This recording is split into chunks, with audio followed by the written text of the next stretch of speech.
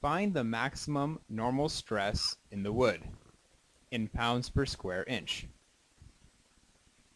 In this problem, the cross-section of a beam is shown to be composed of part wood and part steel. The beam is subjected to a moment of 200,000 pounds-inches for the entire length of the beam, and the dimensions and moduli of elasticity are also provided. The equation for normal stress in a member caused by flexure equals the moment, m, in pounds-inches, times the distance between the neutral axis and the point of interest, y, in inches, divided by the rectangular area moment of inertia, I, in inches to the fourth power.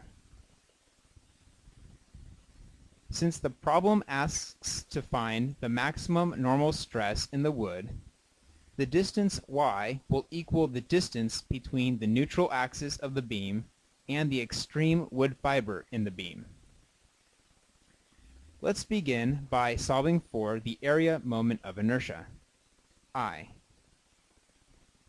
Using the parallel axis theorem, the area moment of inertia equals the centroidal area moment of inertia for the part, IC, plus the product of the area of the part, A, and the distance between the neutral axis of the beam and the neutral axis of the part, D, in inches, squared, for each part of the beam.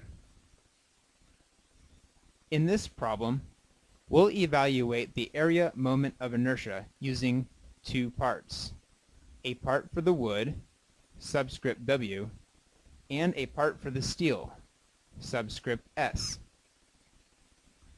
However, this equation would only be valid if the moduli of elasticity is the same for both parts, wood and steel.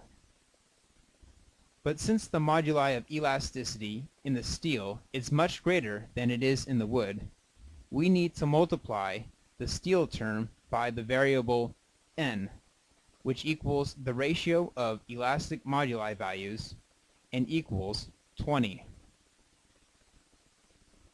In this equation, let's begin by solving for the neutral axis, YC, which we'll define as the distance in inches from a datum. If we set the datum at the bottom of the steel with positive y in the upward direction, our equation for the neutral axis will equal the weighted average between the vertical distance to the centroid of each part weighted by the area times the elastic modulus of each part. Since the height of the steel part equals 0.5 inches, y sub c s equals 0.25 inches. And since the height of the wood part is 10 inches, y sub c w equals 0.5 inches plus 5 inches, which is 5.5 inches. The areas of the wood and steel parts equal 60 inches squared and 2.5 inches squared, respectively. Plugging in the distances, areas, and moduli of elasticity for both wood and steel parts, y sub c equals 3.11 inches. Next, we must evaluate the centroidal area moment of inertia for the wood and steel parts. The centroidal area moment of inertia for a rectangular cross-section equals the base width times the height cubed divided by 12. Plugging in the base width and height for the wood part, the centroidal area moment of inertia for the wood equals 500 inches to the fourth power. Plugging in the base width and height for the steel part, the centroidal area moment of inertia for the steel part equals 0.05 inches to the fourth power. With all the variables in the equation for the area moment of inertia determined, the appropriate values are substituted in, and the rectangular area moment of inertia equals 1,252 inches to the fourth power. Returning to the original equation for the maximum normal stress in the wood, the last unknown variable is the distance to the extreme wood fiber.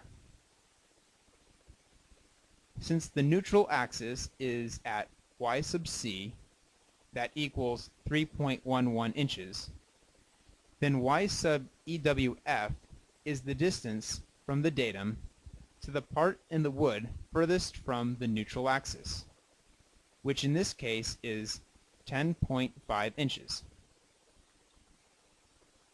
After plugging in the appropriate values for the moment, distances, and area moment of inertia, the maximum normal stress in the wood equals 1,181 pounds per square inch.